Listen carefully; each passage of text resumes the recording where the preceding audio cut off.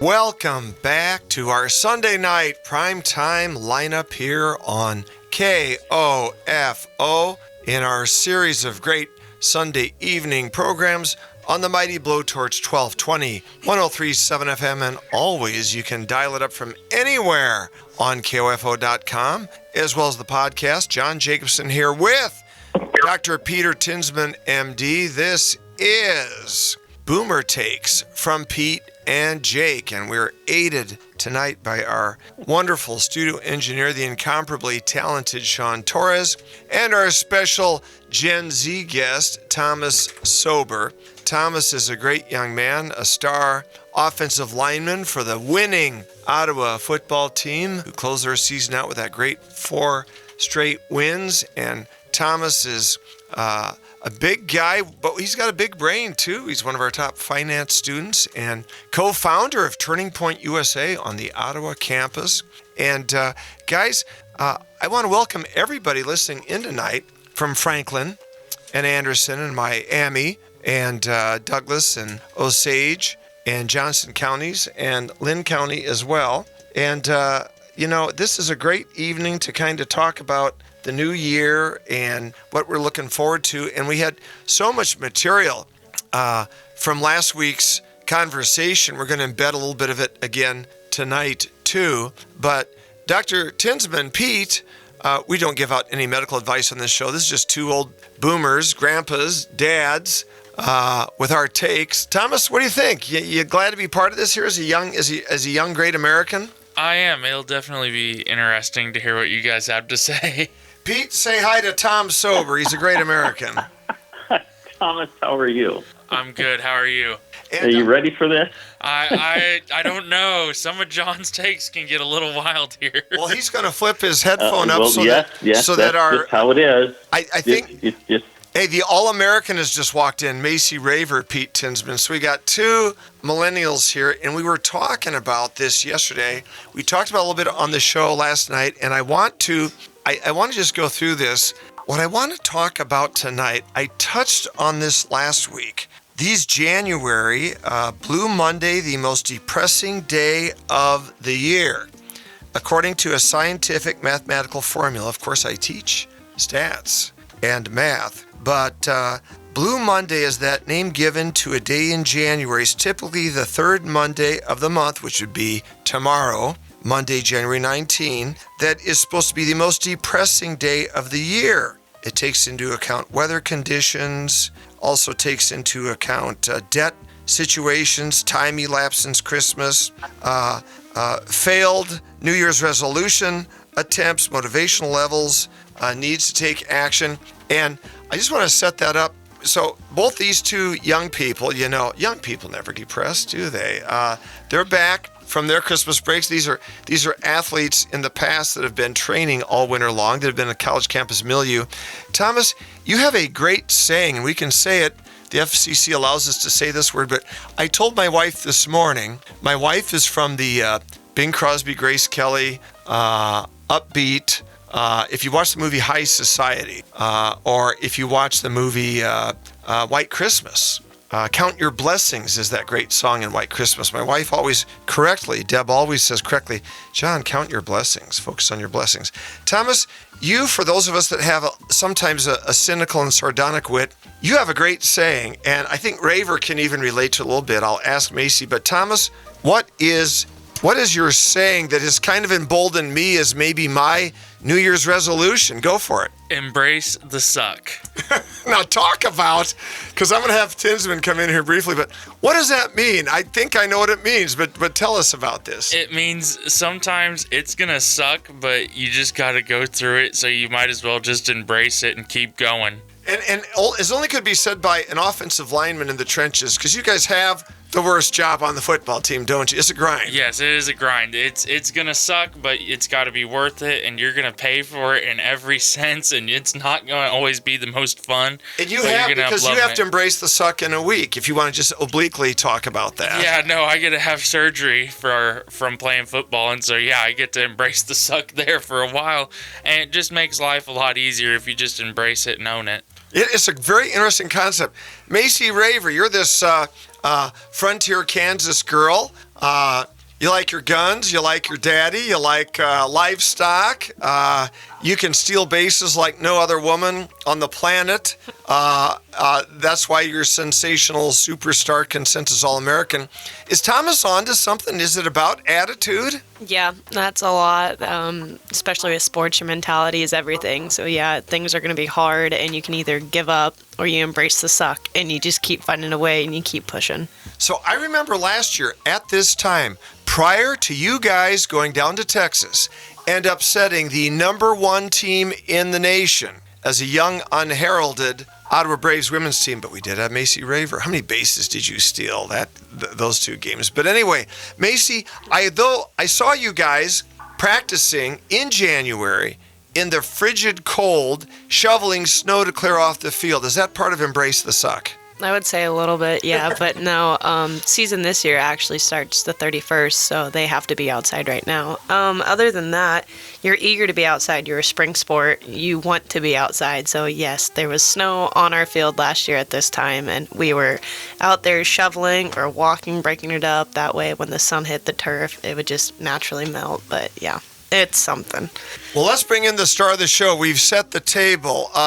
Pete, count your blessings and also embrace the suck. Is there kind of a nice balancing act here for going in as a Stoic? I mean, the news is just every day. We've got international stuff going on that would make the head spin. Of course, in the old days, we only heard it 30 minutes a night from Cronkite and weren't bombarded with it. But now it's almost sensory overload with all of the wars and threats of war and economic instability.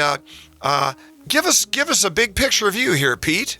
Well, I mean, with regards to the news and yeah, everything's kind of scary. I mean, my theory is don't have the TV on. Don't listen to the news. This is what I want you to talk about. You do have to limit it. This is exactly right.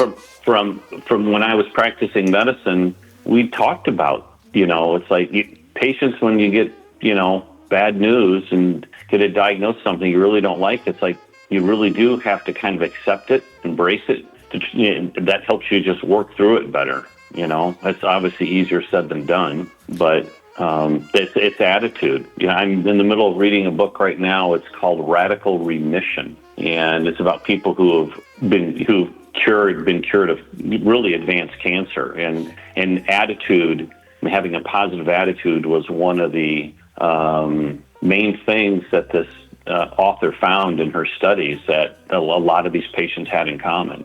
I'm only partway through the book, but it's really fascinating. So yeah, embrace the suck. I think I've never heard it put that way, but I think it's appropriate.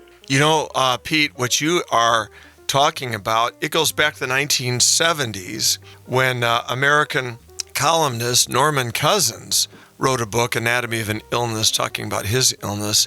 And he was talking about how attitude meant everything. And of course, if you go back and read Dale Carnegie or Norman Vincent Peale or whoever, if you actually read Rodney Stark's book, The Rise of Christianity, he would tell you that one of the reasons Christianity was so attractive among many was that when there were plagues in ancient Rome, the Roman doctors fled town because they knew what was coming and they didn't want any part of it, whereas the Christian doctors stayed and gave care to their patients, and there were prayers and a lot of comfort care, swabbing the foreheads with cold cloths, holding hands, hydrating, praying, accompanying people, bedside companionship, and that the cure rates were so much higher for the Christian patients than for the pagan Roman patients. And the Romans intuited that there must be something to this love of man, of being there at the bedside, comfort care,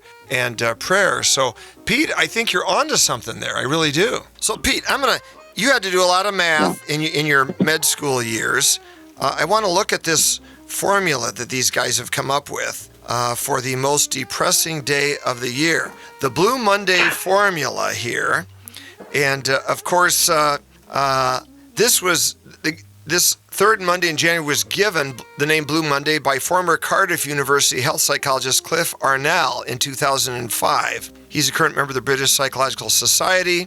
And so here is the Here is the math formula, you guys. Weigh in here. The numerator is weather, light exposure, so what the weather is and light exposure, plus the debt minus the ability to pay debt, times the time since Christmas, to the failed quit attempts New Year's resolution exponential power, divided by motivational levels times the need to take action. Now that sounds a little convoluted, but basically the mix is weather, light, debt, time since the holiday joy, your failure attempts on your New Year's resolution. We talked about this with Pete last week and the week before. Motivational levels and the need to take action. So Pete, address that for us. I don't like math, John. How about those variables? Weather, debt, time from Christmas. It's interesting how these people come up with these sort of things, and it's like, but all those factors that you mentioned, I mean, they obviously all play a part in things, and how we feel. So, but that January, the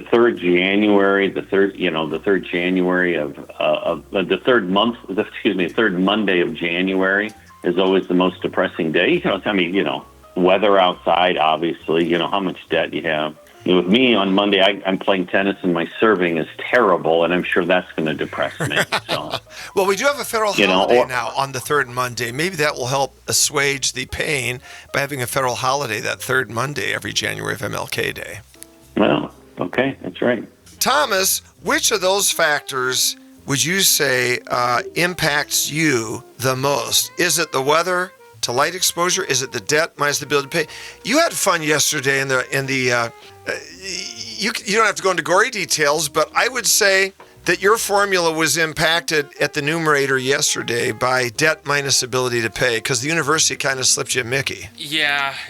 No, the debt, it's never fun to deal with the school on paying them. There was a bill that mysteriously appeared that you had no idea about. Yeah, no, they messed up on their clerical side of things, and, well, I had to pay for it because they shut my card off for my student ID, so I couldn't swipe to get in anywhere. So yeah. It's interesting. Macy, has your outlook changed materially since you're not surrounded by all these young people in a regimented practice format now? Is it a little different adjustment for you now that you're out in the working world and having to participate a little bit differently? Even you're probably not even as physically active. Exercise does a lot. What does exercise do? Oxytocin or dopamine or endomorphins? Pete, can you explain what exercise does to help us?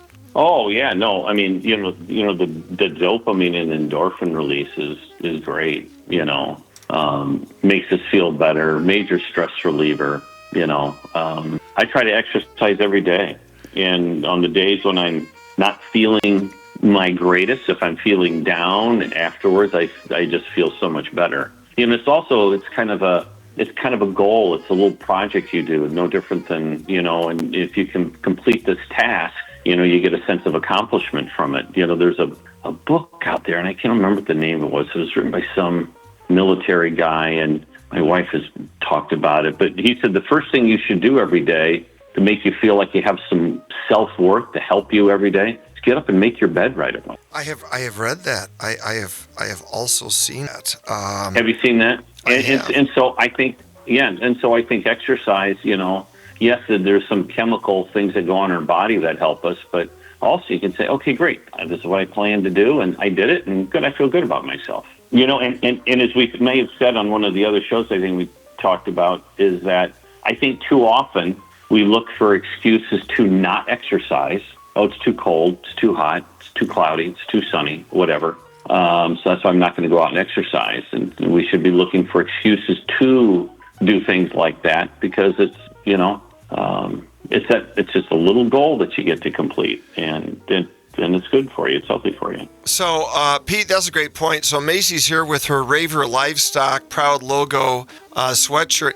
So, Macy, when you go home, do you go chase little doggies across the field, or what do you do now that you're not on the softball team? You know, how do you keep in? Is there a place here in Ottawa where people? I mean, you know me, I'm a cheap guy. My workout is Walgreens, 10,000 steps. So, what about you, Mace? There's definitely opportunities here in Ottawa. There's a couple of gyms or even the Ottawa Rec Center that you can play basketball or volleyball. I don't know if they have like racquetball in there, but there's opportunities there. Personally, I just recently got a puppy, so I'll spend a lot of my time, you know, wearing her out or walking her around. What kind of dog? Mini Aussie. What kind of dog? Oh, awesome. Yeah, her name's Winnie, and she's a ball of fire. She's either going 100 miles an hour or she's sleeping, but it's fun. I have found that music motivates me. I can't believe how impactful music is in motivating me. And Pete, are you aware of the scientific studies that have come out that say listening to particular, I mean, generally, yes, but there are actually particular pieces of music written by specifically Bach, Johann Sebastian Bach, and Beethoven, and perhaps even Mozart, that are helpful in literally, you talk about remission, in repelling and fighting cancer. It's incredible. Interesting. I have not read that. But great. And so last night, Deb and I were kind of browsing our phones together, and she comes up with some great stuff, and I do too. And last night, I saw this phenomenal little entry, guys, from this great organist from Great Britain. She's a young woman. Anna Lapwood is her name. She's a conductor, organist, and broadcaster. She's the official organist of the Royal Albert Hall. She's 29 or 30, just an ebullient young woman, just vivacious and full of joy and energy. And there was an audio clip from Christmas time, and she's at this one of the greatest organs in the world. And of course, organists use what we call a rear view mirror. They have a mirror there so that they can look back and watch the conductor, the maestro, with a baton, as well as the audience reactions, as well as the orchestra or symphony when they do this. And she called up one of her 15-year-old young women, former choristers, who was a student of hers, and allowed her to conduct Adeste Fidelis, O Come All Ye Faithful, in front of this huge crowd. And guys, you talk about math and metrical. So Johann Sebastian Bach, he used math brilliantly to construct his concerti and all of his music. But there is a note in music. It's called the greatest note in music. And it is from Adeste Fidelis, O Come All Ye Faithful. It's when you get to the part of the song, Word of the Father. The word chord is what it's called. In Christmas music, refers to the powerful, half-diminished seventh chord under the word word in the final verse of O Come All Ye Faithful, popularized by Sir David Wilcock's arrangement, creating a moment of awe, mystery, and divine paradox as it embodies the word of the Father, the Logos, Jesus Christ, becoming flesh, a moment deeply resonant with spiritual meaning. And you know, when I have been in concerts before, I have heard that note, and it always catches me at a different place. It is such a unique note. I've never heard this note before. It's driving. A singer, a female voice, sometimes will go really high on that note, but the note is supposed to dip a little bit. And it's just an awesome chord. And when you combined it with that organ and the orchestral chorus, I think I played that thing about 13 times last night. It was so awesome. One musical chord, one musical note, and Deb was even like, wow, that is incredible. So I think music is huge. So Pete, what is on your playlist? Because these Gen Z folks are going to laugh when I read my playlist. And Pete, I'm going to see if you laugh when I read my exercise playlist. Do you have any on your exercise playlist? Do I have any certain songs that I really like? Yeah, don't you have an 80s vibe going? All the songs that Deb and I started dating to are on my playlist. Go for it, baby. You know, John, on my Spotify, I've got about 1,200 or 1,300 like songs. Oh, wow. And it's a gamut of stuff. And so when I'm exercising, it just goes through, you know, whether it's 80s or 70s or country. I've got classical on there. When I'm riding my horse, when I ride my horse, I play classical. My horse loves classical music. By the way, Ronald Reagan said riding a horse was the most curative thing he did to overcome his gunshot wound and cancer. Oh, really? Yeah. Isn't that great? Yeah. Riding a horse. I find it very relaxing. But Let me read some of these playlist things here. I want to see if Sober and Raver have even heard of these songs. I'll do the musical groups, okay, because you might not all know the songs.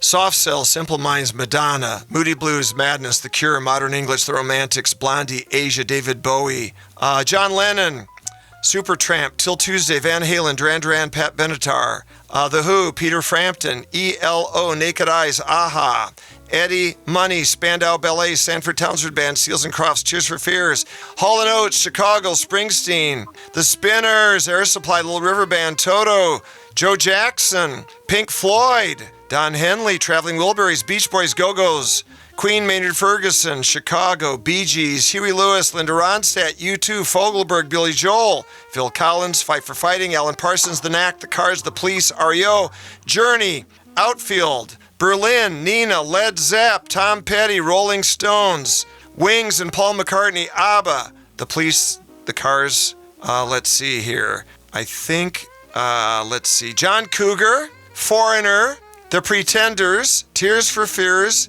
The Village People, I love YMCA. And my favorite Christmas song for Mrs. Jacobson, Baby It's Cold Outside. Tinsman, how do you like my playlist? You remember any of those songs? Oh, I remember all of them, John. Aren't those great? Aren't those great workout songs? Well, the thing is, and I don't know, Macy and Thomas, and what's interesting is, a song will come on, and it takes me right back to when I was in college. Oh, yeah. It's like, this was so... And you guys, when you're 60 years old, you'd be like, I love listening to this group when I was in college. Is there, when you guys hear a song at your age that you realize, does it take you back just to college, or does it take you back to junior high or grade school? Let's ask these guys. One song that sticks out? That's a great question, guys. Great question from Doc. How about your memories of music? I would definitely say, I'm pretty music oriented, so when I hear a song, it definitely takes me back. There's multiple songs that I listen to with my dad, and so when I hear him out of the blue, it just reminds me of my dad. And he's still alive and well. Don't get me wrong there. Let me clear that up. I'm not home anymore. I'm here in Ottawa, so it's just a memory that makes me smile because I miss him. And my kids, when you two were The Streets Have No Name, that song, you ever heard of it? I don't know if I have. I might have. I gotta hear it. U2, did you say? U2? U2? Yeah, Bono. When Yeah, Streets go for Have it, No man. Name? Bono and the Edge, Yeah, and so I would play that song really loud when after I picked my kids up from school and we were driving home, and we would be going down this long, winding country road down the hill towards our house, and I would crank that thing up, and so our kids even today, and this is when they were in elementary school, and so when the kids hear that song now, that always makes them think of when I drove and picked them up from school on the days I was able to. It wasn't very often. But. It's true, Pete. My dad's been gone 10 years, and for some quirky reason, he loved the Muppets Christmas Carol music, and whenever we open gifts, he insisted that we have the John Denver and the Muppets on the background. So whenever we hear that goes back absolutely to Dad there. And so, Raver, I got to ask you this, Macy. In softball, you guys have what they call them, walk-up songs? Yeah. So what's yours? Is it something that Dad knows, or is it something brand new? What was your walk-up song? I did a mixture of everything. My dad really wanted me to do center field. Oh, yes. Pete and I know that from John Fogerty, yeah. I never, unfortunately, did that because at the time I was like, I love the song, don't get me wrong, but I was like, I don't know if I'm actually going to be center field or not. So he's like, just do it because I believe in you. Other than that, last year, my songs were The Stroke by Billy Squier. Okay. Take it back to like 80s, Billy Madison when he's yeah. walking into school. Yeah, it's just a good pump up song. And then another one was more of a modern song. And it actually, like, when I first heard it, it was because of my brother. And he was just jamming out. And I'm like, you know what? Yeah, let's do it because it just made me smile. And basically when I played sports, I didn't try to take it too serious because it's a sport and it's not my entire livelihood. So I was just trying to have fun with it. So, man, for Macy, if I were doing her walk-up song. I would do sound clips of the USS Enterprise swooshing at warp factor 10 at the end of the titles because she was so fast stealing bases, always at warp factor 10. Thomas, what about you? Are you a walk-up song guy, or what the football guys jam out to? We would listen to everything. There was a lot Any of old stuff, or was it all just contemporary top 40 stuff? It was almost all rap and some pretty hard rock that was going in through it, I'm not going to lie. Before games, everybody was just trying to get very hyped up and very energetic for it, and so it was rap, it was like very heavy rock, and so there was just some of those things, stuff that you would just blare extremely loud on our speakers. See, this is why it's great to be a Hawkeye, Thomas Sober, because our entry song is Back in Black by AC/DC. For wrestling, that was my walkout song onto the mat, was Back in Black in high school. That's good. And the Hawkeyes come out in their black jerseys and uniforms. And then, of course, as is very appropriate, after each victory, we do the hokey pokey and we sing In Heaven There Is No Beer. So it's great to be a Hawkeye, Pete Tinsman, isn't it? Yeah. Oh, absolutely. Great to be a Hawkeye. I lied. My walk-up song in wrestling was not Back in Black. It was Bad to the Bone. Oh, well, same vibe, same genre. But yeah, I think Pete's right. Pete and I had some undergrad friends when we hear certain songs. Pete, when I hear Cheap Trick playing Gonna Raise Hell, I think of Chris Blaylock trying to be G. Gordon Liddy in the dorm room there on Swanson. That's what I think of. He listened to either heavy metal, yes, or classical. He was so jazzed. Either one. He was so psyched when Ozzy Osbourne bit the head off that bat in Des Moines. He was pumped, man. I've never seen a guy so jazzed. Do you see Ozzy bit the head off that bat in Des Moines? And he could go from James Bond theme music by the great classical composer John Barry to Cheap Trick, Gonna Raise Hell, to Tom Petty and the Heartbreakers, Refugee, and then he could waft back over to Pink Floyd, The Wall, and then he would pull in Rachmaninoff's Sublime Piano Concerto No. 2. He was a mystery shrouded in enigma, wrapped in a riddle, wasn't he, Pete? Yes, absolutely. At least his musical tastes were. Well, guys, we're already at our time here. So, Pete, what's your mojo for embracing the suck? I think it starts with counting your blessings and realizing that things really are great. I mean, we've all been just wonderfully blessed. Thank you, dear God. I thank Jesus, the divine physician, for healing my eyes. I can see blue again and green, and skies are blue, and I can read medicine jars, and I can read roadsides again. For years, I was without that ability, so I'm very grateful. Pete, we'll let you close it out. What say you? With regards to embracing the suck, or each day, it's living in the present, and being grateful for what we have. It can be difficult at times when there's all this bad stuff going on around us, but try to find 3 things every day that you are grateful for. That is absolutely awesome. That really is good, Pete. Well, guys, we are so glad that you've been with us on this Sunday evening. I tell you what does help inspire me, seeing young leaders like Tom Sober and Macy Raver. We're in good hands, folks, because these are people from the heartland that have great values, great ethics, great work, determination, great talent, and just genuine, warm human decency. They're good people. And you see a lot of stuff on the news and in the media that can be discouraging, but again, that always attracts the outliers. The media is built on the outliers. It's people that answer the bell every day, that go through that every day, the little things that all add up. And we've certainly got that here in the Midwest. So I want to thank everybody for listening in tonight, guys. On behalf of Pete Tinsman, yours truly, John Jacobson, with our great studio engineer, Sean Torres, and our sensation sports superstars and academic scholars. Macy was the top finance department student at Auburn University her senior year, and Thomas is vying for that this year. So we've got brain power here at 1220 1037. Till we meet again, grab the podcast. And as always, it's winter, it's getting cold again here. Be safe, be smart, be good, be strong. love Jesus Christ. Thank Him for all of our blessings that He has given us.